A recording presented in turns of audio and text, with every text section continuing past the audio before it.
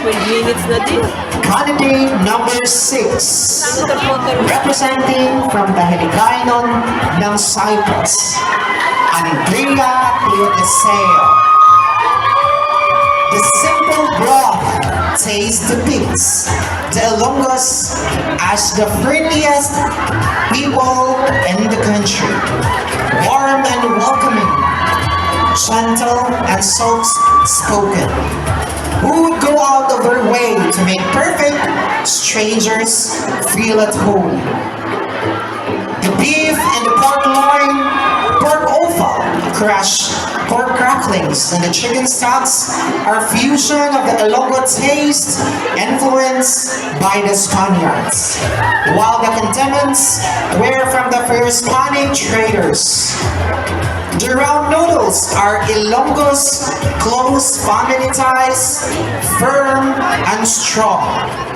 Finally, to complete the ingredients attached to love, since this is delicious and delicacy was originated from the Lapas district in the city of love, my city, Iloilo City. A bowl of delicious lapas batchoy is not only a merienda, but also the journey of Ilonggo. Influences from the past to the present, molding them into creative, practical, fun-loving, and a God-fearing persons. Truly a treat of Ilonggos, trait, identity, and heritage. Ladies and gentlemen, candidate number 6, Andrea Cleoteseo. Thank you very much, Miss Andrea. And now, Ano kayo ng anak Bendy? number 7. Candidate number 7. Hello. Since the early 1900s, women in the Philippines have worn Filipinian dress to celebrate special events. Its elegant shape and feminine style are what has become a symbol of Filipino fashion and culture. Model number 7 was born in the village of Kalinga, where you can view the Sleeping Beauty Mountain, also known as Mount Patukan. It is a mountain ridge in Kalinga province. The mountain is called as such beauty because of the silhouette of the northern ridge resembles a sleeping woman. It is usually best believed in the west near the municipality of Tinglayan on the Chico River.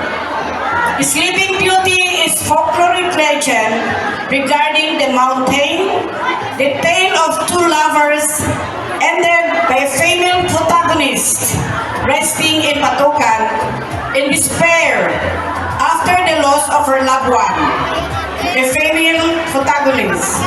Tinglayan is also the village where you can find Apo Wangod. Ogay, also known as Maria Ogay, is a tattoo artist.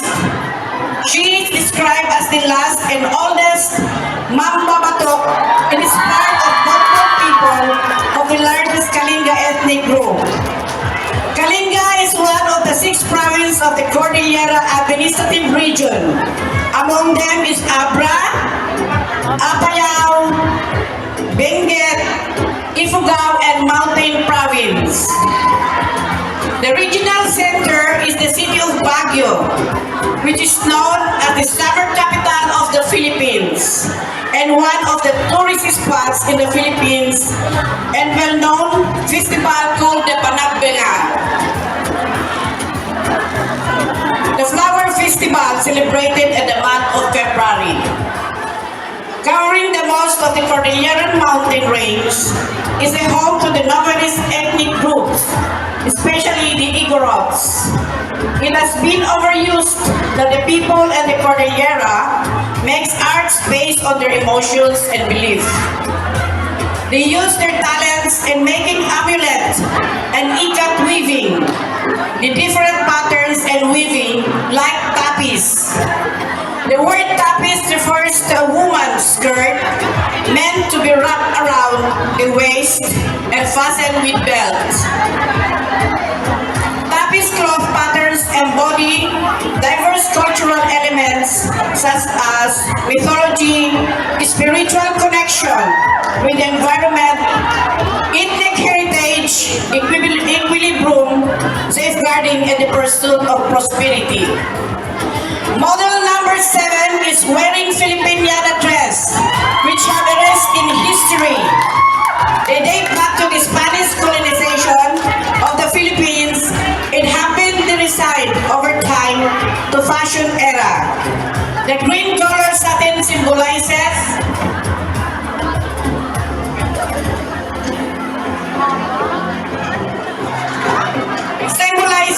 the greenery mountain range of the Cordillera. The puffy sleeves is made with the woven cloth by the Igorots line with silver and gold. The silver beads, which is attached on it, represents the clear water of Chico River, which known from the folks the tears of the sleeping beauty. While the colorful clothes hanging on it, the symbolic poppies of the 6 provinces of the Cordillera, and the peacock like holds the whole mountain range called the zigzag road going up the city of pines of Baguio. They call the Avenue of Provinces. The headpiece represents the Panagbana Flower Festival, which symbolizes the harvesting of blooming flowers, and the tattoo on the new body, art of today's generation, were inherited from our ancestors. The design is a unique style that seamlessly weaves the rich heritage in Cordillera in a bowl in the realm of modern fashion. Every piece is handcrafted from the finest edible fabric, inspired by the rich culture and breathtaking landscape of the region, carrying the touch of heritage while embracing a global aesthetic. Model number 7, Miss Shailey Biluan, titled for the Philippine national costume called Miss Tita de Bado of the Cordillera. Because she believes for those of Filipino heritage, wearing traditional clothing is a meaningful way to show pride in your culture.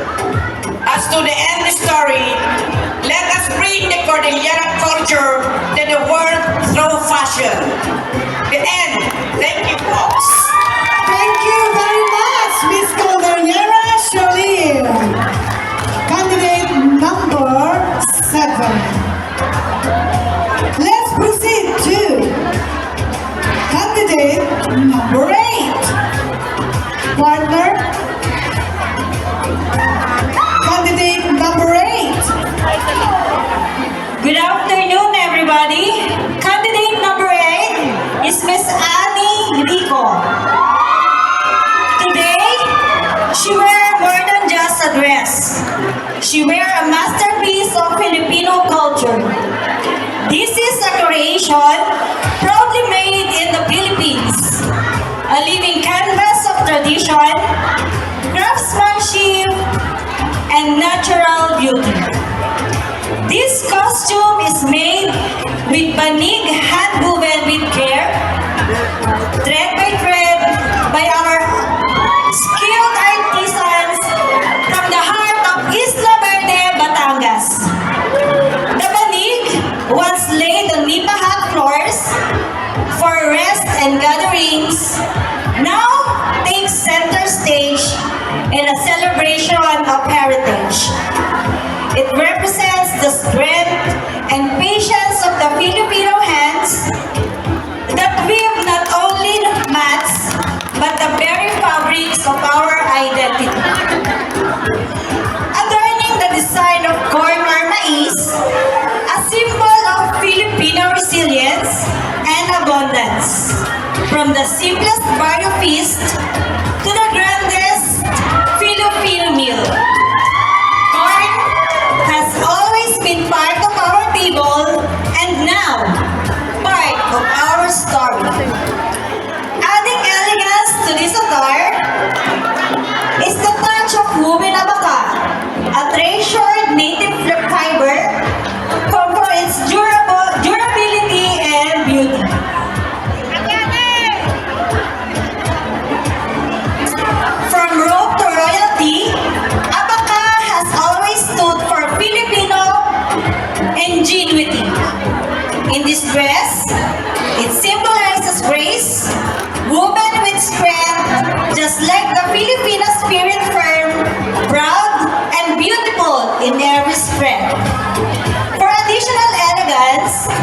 this regal look, she headdresses a crafted corn husk was seen as scrap, now transformed in a crown of creativity. A true reminder that in the hands of Filipino, nothing is wasted, everything becomes art.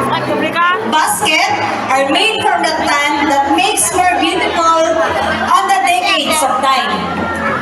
This dress is a combination of what makes us truly Filipino, a hard work, creativity, love for the land, and deep pride in our roots. She wears this costume in honor of every Filipino who turns nature into art, simplicity into elegance, and tradition into timeless beauty. Altogether, these natural materials form more than just a costume. They form a kombinasyon ng galing ng Pilipino from the mountains to the seaside, from farm to passion. This dress represents every Filipino's pride. Lahat ng ito ay kwento ng ating kultura. Ito, ang kanyang kasuotan, hindi lang para ipakita, kundi ipagmalaki, mabuhay ang kulturang Pilipino, mabuhay ang gawang Pilipino. Candidate number 8, Miss Anne Rico. Thank you very much, Miss Annie Rico. Partner, we will proceed now for candidate number 9.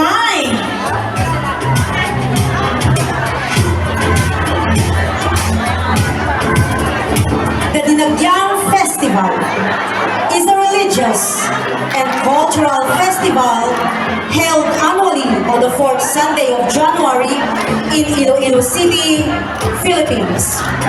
The festival celebrates the Santo Niño, or the Holy Child, and marks its arrival in Iloilo, while also commemorating the pact between the Datos and the indigenous Adi people following the arrival of the Malay settlers. The legendary barter of Panay Island from the native and the Maracas story, which though significant and local tradition, remains debated as either fact or myth. The main highlight of the Dinagyang Festival is the Adi Tribes competition. The event features Adi warrior dancers in elaborate costumes, typically including vibrant large headdresses adorned with colorful fabrics, feathers, beads, and other embellishments, and present choreographed formations, rhythmic chanting, and drum performances depicting the history of Panay. The dominant colors are red and yellow, representing fire, earth, light, and passion. Both pieces combine to explore the duality of heaven and earth, good and evil, calm and chaos. Also meant these works to show how we as human beings merge the two in one for the celebration of faith, trade, and worship. The costume is 100% made from scratch. The headdress is DIY crepe paper feather-like stick on palm rockets and wire. We also use an old hat and old shirt as a base and some detailed embellishment to accentuate the final look. The illumination is an additional Dinagyang Tribes competition where warriors wear colorfully lit costumes. In 2025, it was rebranded as the Illumination Philippine Light Festival, showcasing various light festivals from across the Philippines. Dinagyang is the most awarded and is considered one of the largest festivals in the Philippines. It has been recognized as the country's best tourism event by the Association of Tourism Officers in the Philippines. Dinagyang is known for its innovation, awards, and its catchphrase, Halabira, Iloilo, Viva, Señor Santo Niño! Halabira is the Hungarian phrase meaning dispense all means, and is widely used by Ilonggos to express enthusiastic participation in the festival. The praise is frequently shouted during the celebration, popularized by the festival theme song, Halabira, Iloilo! Ladies and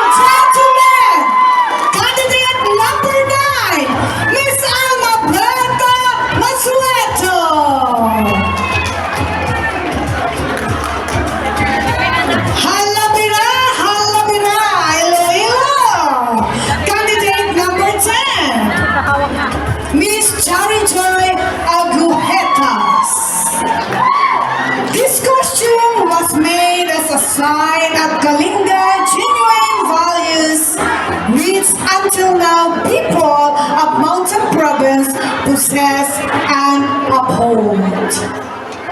The base is made of kain cloth and thus show the pattern codes of the people from Kalinga to make their place become peaceful and orderly.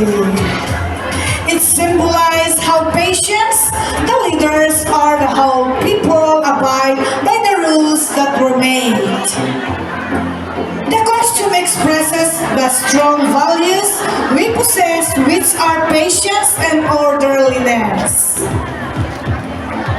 The base was patterned with this and tilali essence, which added to its beauty and made its base more appealing and strong.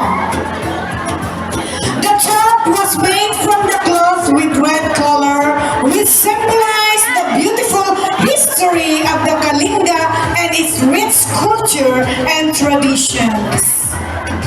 The top made more beautiful by shining and shimmering beads, which symbolize the bright future of our beloved places. Moreover, the totality of the costume, especially the headpiece, got a touch of rays like the sun's and became the background and accented with colorful feathers. This only shows that when everything is combined, like the culture, the traditions, the history and values, it becomes more shiningly like the sun that gives hope to every Tagukami or Ilutakami. And lastly, the candidate made use of the small bayo to symbolize the strong faith to God and abundance of all people. These hand props doesn't just tell how the hardworking people are known around the world, but how we, people of Kalinga, cherish all the God-given blessings we have been enjoying. And above all these things we know that God is always with us in all the endeavors. In this costume, it simply reflects what a genuine Tagu Kami is and what should be.